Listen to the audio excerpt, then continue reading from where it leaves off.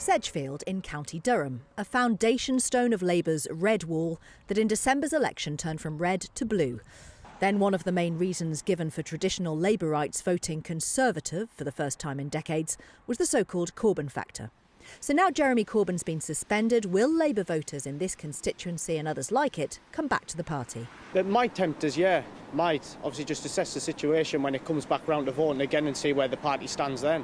If he's had any integrity and understood what the voters wanted, Jeremy should have stood down earlier than what he did. That's why people stopped voting for him, for Labour, because of Jeremy.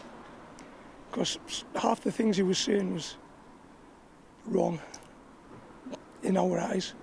Keir Starmer stood by the suspension and sent this message to voters here in Sedgefield and across the Labour heartlands today.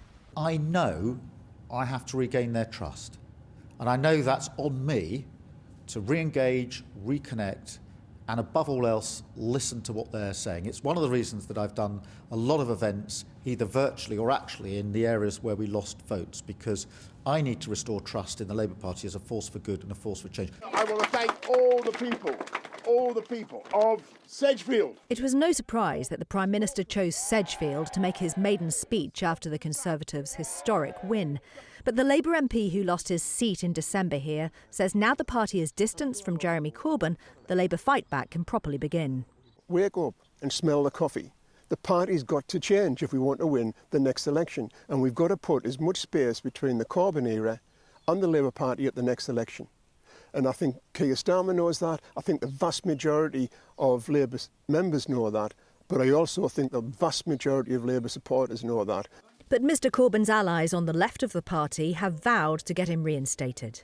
We've all been knocked off the rails a little bit by Jeremy's suspension. I think it was unjust, and hopefully with discussions that can take place we can resolve it and we can all move on.